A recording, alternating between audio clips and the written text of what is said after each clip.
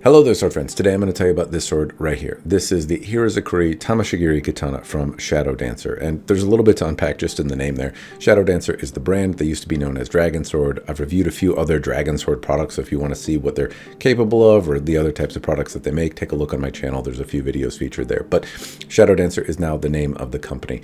Hira-Zukuri is a geometry of Japanese style sword. It more or less means that the sword is the bevel. It's one kind of wedge shape, and it is popular in Tanto and Wakizashi. At least it was in the Honto or Japanese-made blades or antique blades, but it's not super common in katana. And it's pretty underrepresented in the mass reproduction market. And when it's made, it's not particularly made well. You know, sneak peek, this one is actually made pretty decently. But more often than not, if you see one that's marketed as Hira-Zukuri today, it's often just kind of a buffed down Shinogi-Zukuri blade. Regardless, Hira-Zukuri is a style of blade geometry, and Tameshigiri is cutting straw mats in Japanese. It's like a... Anyway, that's what it means. So this one is a Hira-Zukuri blade made to cut straw mats from Shadow Dancer sword. Now, they advertised this for $730, made out of S5 steel. I don't know if what I have is a prototype or made of S5. It wasn't mentioned to me if it is or is not, but the one that you can buy for $730 on their website is advertised as S5 steel. And that steel is supposed to be relatively shock resistant. So I've tested S7 swords from Shadow Dancer and from other manufacturers, and it's proven to be a relatively durable steel, as in forgiving to doing dumb things. When I go to whack things on a croquet stake of doom or on a metal rod in my backyard, it takes more whacks to break them, typically. So not that that's what you're going to be doing, but what that means to you is, in theory, if you go to cut a straw mat, which is kind of in the namesake of this sword, and you whiff it, and you just slap the side of the mat really hard, like a baseball bat, and that would be enough typically to bend a sword. That would be a really bad cut. And in this case, it's going to be very forgiving. It's going to kind of spring back into shape, and you're going to be able to go on with your day, not having to straighten your sword, not having to embarrass yourself any more than you already have. So anyway, that's some of the basic gist of the sword. Other things to note before I get in the review. One, this was a review sample. It was provided to me by Shadow Dancer Swords. If you think that makes me biased, you know, at least relatively at the start. And two, I studied Japanese style swordsmanship. I've done it for a while. I've talked about swords on the internet for the better part of a decade, but I don't fancy myself an expert. People tell me to stop saying that, but I genuinely don't. There are experts out there. I don't happen to be one of them, but I do have some first-hand experience, you might say. And so hopefully it's useful to you, because the idea of this video is to give you enough information to help you decide if this is worth your hard-earned $730. And to do that, I'm going to give you close-up images of the bits and bobs and fits and features. I'll talk about using it as a practitioner, such as I can, and then I'll use it to cut tatami. You'll see that, and then I'll evaluate at the end if I think it's personally worth it or not. But hopefully by then you have enough information to make that decision yourself. Anyway, on with the reviewing. All right, so I'm going to go over the bits and bobs, fits and features, and the first thing I start with is the kashra, this end cap piece right here. And more or less, it's well done.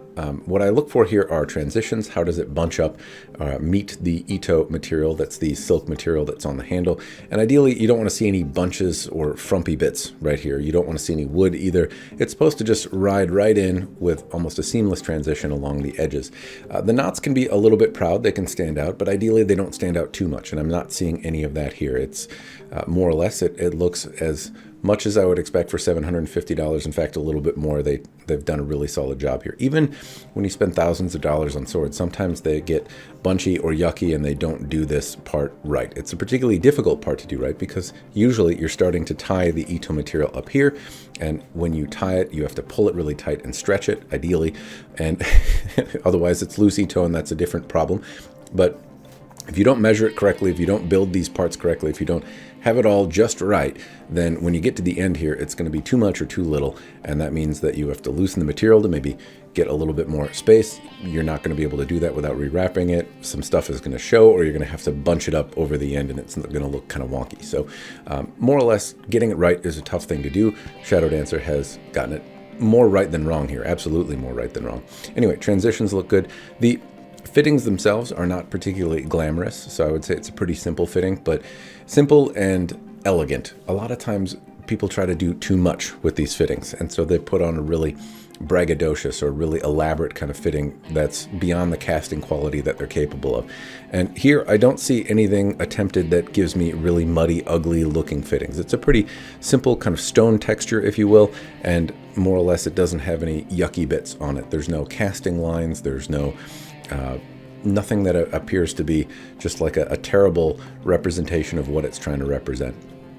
There are little silver shirodome in here that appear to be of a different material. Sometimes those shirodome also get cast in.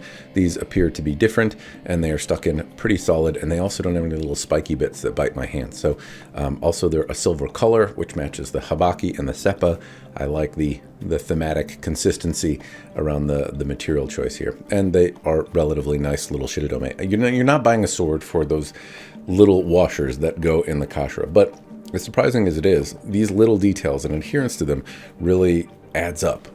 If the shirodome are cast in and spiky, then every time you grab it, you feel it in the flub of your hand, and hopefully it wears down, or you have to sand it down, or you have to do work to be able to train with it, to use it, to have it be maybe the way that you want. And Shadow Dancer Swords has been relatively good at some of these relatively small details that make differences to practitioners, or just the elegance in the way it looks on your wall. Anyway, as small a thing as it is, those add up, and I'm seeing a lot of little things adhered to on this. So anyway, I'm going to move on from the kashira. It looks like they've done a pretty solid job. And I move on to the handle material right here. So the handle has a nice graceful shape. It feels good in my hand. It's on the smaller side, which I don't necessarily mind, but it feels good in my hand. And the ito is another thing that I look for. These knots, it's reasonably tight. Now, Shadow Dancer Sword does a little bit better job at tying knots, you might say. Oftentimes these are very, very loose, and while I would still say these could absolutely be tighter, it's well above average for a $730 sword. More often than not, I'm able to push these around and displace them several millimeters, even at swords of this price point. And here, I can maybe push it a millimeter or so with a fair amount of pressure. And what that does is it means I have a reasonable connection to the sword when it's in my hand, and I don't feel like I really have to white knuckle it. I have to hold it super tight to feel like the sword isn't going to move around. And it also makes me feel like the knots aren't going to come undone if I train with this for a while. If they do, it's relatively expensive to fix, and it sometimes is debatably easier to buy another sword than to send this off to somebody to get tied.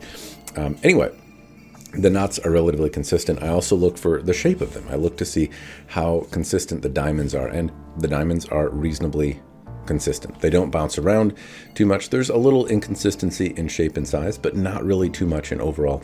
Again, well above expectation. Now, the Samegawa skin on here, that's the white stuff underneath, another thing that I'm looking at. It's a relatively small nodule skin. Some people care about it, some people don't, but the bigger the nodules, the bigger those little balls, basically the more expensive the skin, or in theory, that's the case. And this has a relatively simple skin. It looks real, but it's not a particularly expensive or valuable skin. And if you want a more expensive or valuable skin, I imagine you could ask them and they will do that for you for more money, would be my guess. You'd have to check with them though. Underneath the ito is the manuki, these little kind of decorative pieces that rest here. And then this one is, I believe they're koi fish viewed from the top. And honestly, they also look relatively decent. I don't mind the overall appearance of them, and they haven't, well, I can't necessarily make out a huge amount of detail. What I mean is that they haven't moved around, which is good, and they haven't, it looks like they're almost painted rather than patinated, but the paint hasn't come off, and they have a nice also thematic consistency to them. Well, I don't know about thematic consistency, but they have a color consistency to them between the tsuba, the fitting material. They're a darker material, and it kind of keeps my eye from going to one place. It keeps this stretch of material from being totally blank of any kind of darker colors.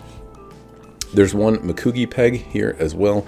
Oftentimes you'll see them fit with two. This one has one. I haven't taken the handle off yet, but in the past they've come off relatively easily.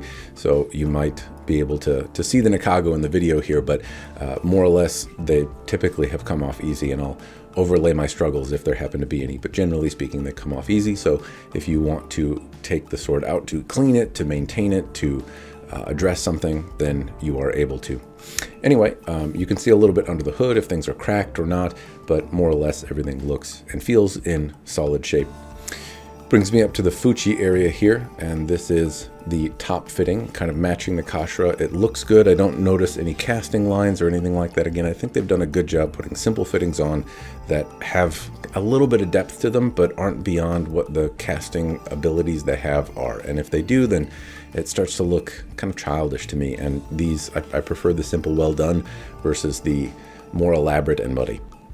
And the transitions here are also excellent. I don't feel any overlap. And what that means is as a tool, as a thing to go out and actually cut with, the handle isn't getting in my way. I don't have to fight with anything. I don't feel anything moving. I don't feel anything kind of pushing on my skin or I don't have any discomfort that isn't from my own inabilities. The handle is a comfortable thing, a solid thing, and lets me kind of focus on the training and the technique rather than being irritated by a tool. Now, some people aren't irritated by a tool. They could play with a stick, they could play with a crappy sword, and it doesn't bother them in training. I tend to be a little bit more picky about it. But then again, that's me, and I talk about swords quite a bit on the internet, so go figure. Moving up to the tsuba. So we have a samurai warrior here, and this is maybe the only thing that I take some slight issue with, is this looks like the Bugei samurai tsuba. And I don't know if it's a copy of an antique one, and the only other place that I've seen it used is on the Bugei line of swords, the Bugei samurai. And the tsuba looked a little bit different. It had some more bits and bobs in it, some more like textured to it. So it could well be a copy of some sort of antique, or it could be something bespoke to that, and I don't know. But I would rather see something that is absolutely a traditional copy of some sort of original thing in a museum, or which this may well be, but I don't know. I'd like to see something bespoke that I would only see on a Shadow Dancer sword and not on anything else. And having seen this on a Bugei, it makes me think of Bugei, and that's not what this is. Apart from my familiarity with the tsuba from another vendor, it is well fit, it doesn't wiggle, the patina on it isn't coming off on my hands, it's well shaped, it's secured well. All other functions of the tsuba are quite nice, and it looks very handsome on this sword, but that would be my only complaint about it. Moving on from there though, some notes. The seppa, those are the little washers between the tsuba and the fuchi up here, and then the habaki and the tsuba as well. Those are a silver color. Again, I like the accenting. I mentioned the silver shiridome. You have silver seppa and then a silver habaki. Now, I don't think it's genuine silver, but it's a silver color, and I happen to like that it's a little different than the standard brass one that I always see. The habaki also looks nice. I haven't taken this off yet, but Shadow Dancer sometimes puts a little shelf in the bottom of the habaki, which more or less is a little bit more traditional and harder to do, and it's a nice feature. I can also see that the habaki is sticking out a little bit beyond the blade, which is ideal. It keeps the blade from touching the scabbard, and there's not quite little feet on here like I've seen on some of their other swords, but it does stick out a little bit, and more or less it's a relatively well-fit habaki for a sword in this price point. Very often these are kind of cast pieces that are fit on every sword, and this has quite a bit more attention to some subtle details in a habaki. Now, is it perfect? Is it what you'd find on a multi-$1,000 antique? No. But the general shape, dimension, and construction show a little bit more adherence to that than a lot of folks do. So that much is nice. Also, tension from the habaki to the saya is very good. A little push, it comes out. It also secures in quite well, and the transitions between the fuchi and the saya are also relatively seamless. It happens to look really, really good. So everything functions the way it's supposed to. Now, if I take the saya, give it a shake, there's what you hear rattling is probably the Sageo. I don't hear any rattle in the scabbard. It draws and sheathes really well. It's very quiet, and it kind of comes out like it's on rails. It doesn't. It's a very well fit scabbard as well. Which I suppose means I should talk more about the scabbard. So first, it's got horn parts. It has horn on the koiguchi, the mouth area of the scabbard here. It has a horn kurigata, which is smaller and a little different than I've typically seen. It has silver shiridome as well. So again, keeping that theme consistent. And I don't know if they're glued in or pressure fit in, but either way, they don't come out. So I can move the Sageo around and they don't pop out. That's a personal irritation of mine when shiridome are provided and put in, and then as soon as I untie the knot, they kind of bounce around and scratch up the scabbard. So if they're in there, I prefer them to be secured in there. Other people have different preferences on that, though, worth noting. And then it does have a horn kojiri little end cap right here. Now, scabbard having horn fittings, nice. I've seen more expensive swords that don't have it, so having those horn parts on here, admittedly, I kind of expect them when we go above like the $500 price point, so it's nice to see them on here and nice to see them in good form. They seem actually pretty nicely fit. The sai as well has a kind of a satin finish. I won't call it ishime as much as just satin, but it doesn't show fingerprints, so if you're using it as a dojo blade, if you're handling it a lot, the The color on it doesn't show fingerprints, which means you don't have to buff it out a lot. It has a lovely kind of theme to it. I like the brown, and then, I don't know, just I like the colors and how they come together.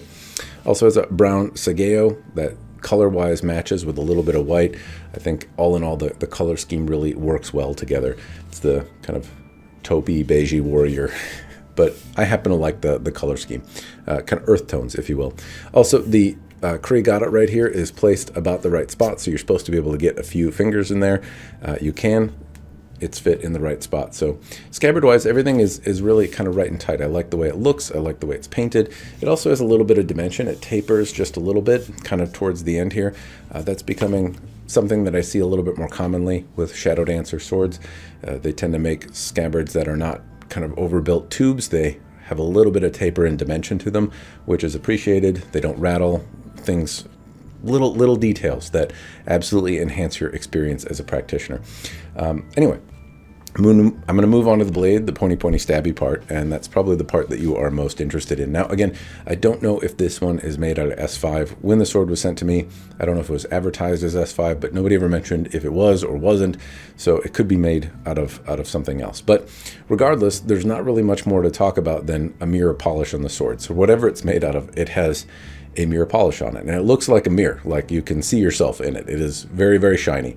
The downside of that is that it shows scratches somewhat easily. Now, I've kind of been impressed at how few scratches I've been able to see in it, but when they're there, they're definitely there. And you can also make out some tool markings and things like that. They're very minor, and you have to kind of be in the right light. But conceivably, with Mother's Mag and time, you could restore a mirror polish, albeit difficultly, but a mirror polish can be redone easier than some of the other polishes that Shadow Dancer sword offers. Mother's Mag will do it, and elbow grease, and a lot of time, but in theory, if you scratch it up, it may be something that you can restore easier than some other things. But the polish has a mirror on it. That's it. Now, why I say that is oftentimes Japanese swords have a hamon or a hara. They're made from folded steel, or sometimes the polishes reveal banding effects and interesting metallurgical stuff happening in the metal that's fun to look at. And none of that is really present here.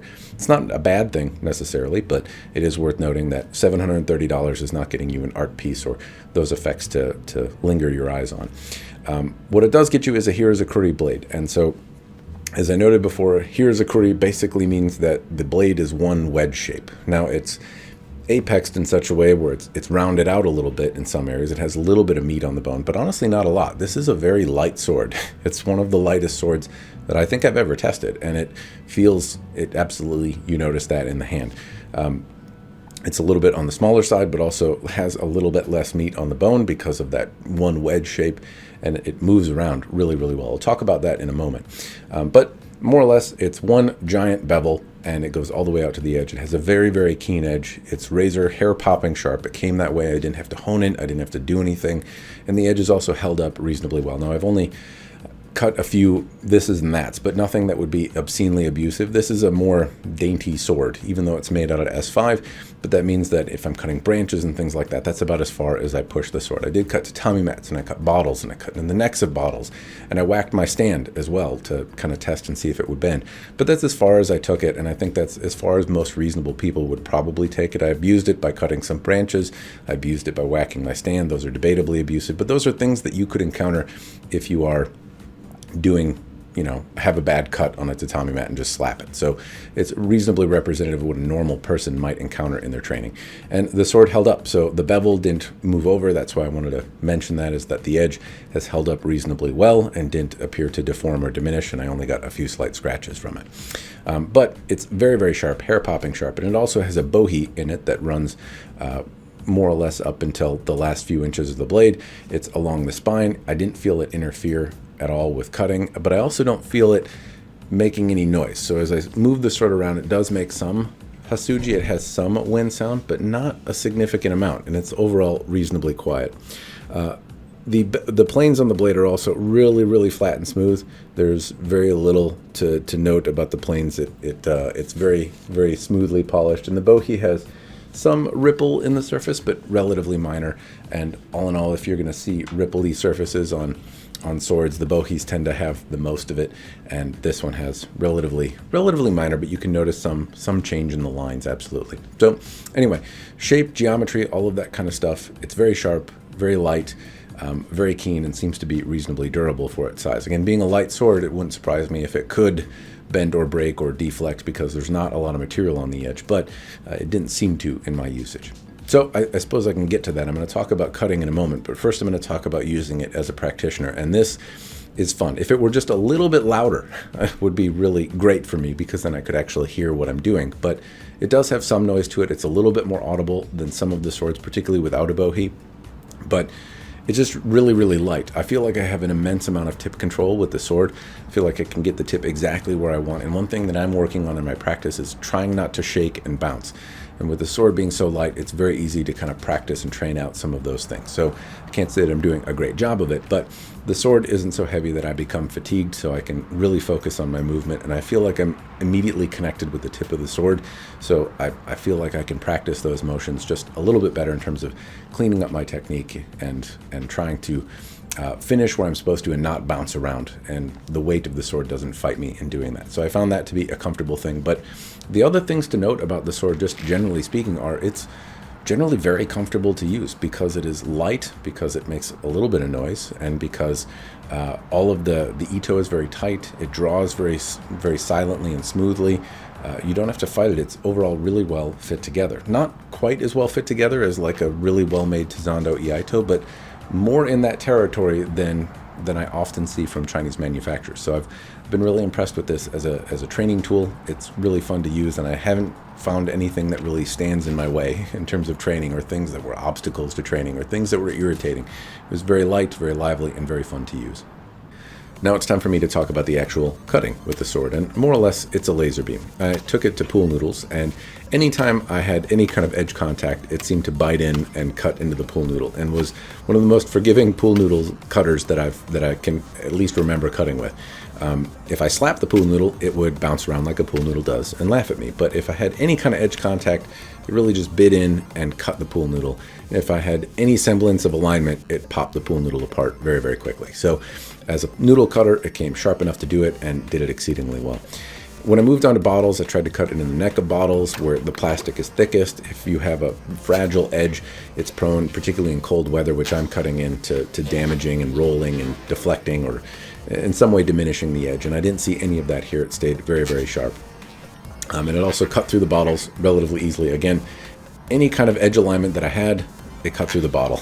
If I slapped the bottle, it didn't cut through it. It's not a magic sword. I still have to get the edge on the target. But if I did, then this sword did a lot of the work for me. But those are lighter targets. So I moved on to a used Japanese tatami mat. I say used Japanese tatami because it's full of foot oil and stuff. It's a denser mat. It's not necessarily the same as some of the other targets that folks are able to cut.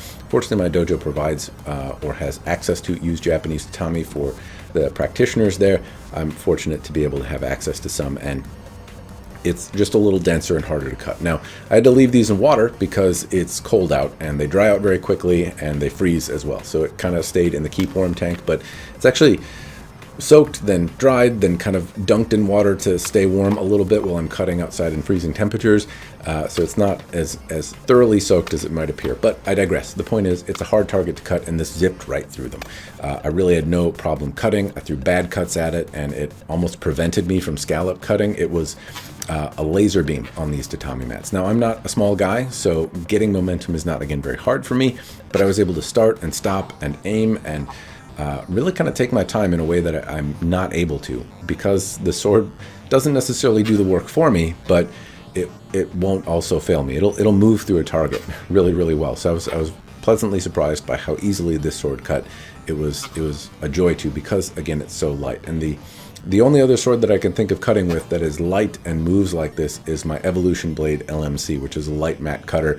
It's a little bit wider. It also cuts a little bit better. I'm not going to say that this cuts the same as that, but they're kind of in the same ballpark. This moves really well. It's very light.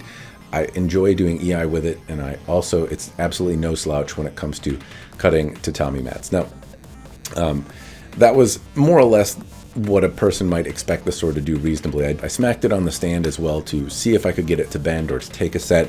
It didn't. It's, if it is made out of S5 steel, this would be characteristic of that steel and not taking a bend. But honestly, it could be made out of any through hardened steel, and it would, if it's properly tempered, then it would probably respond about that way as well. So I'm taking it, I'm smacking it, not lightly, not gently, enough to bend the sword, enough to bend a differentially hardened sword, and no bends, no twists, no edge damage was noted after I did that. So that's the extent of what I cut with and what I did to abuse the sword, and I think that's probably about as much as a reasonable person is going to do.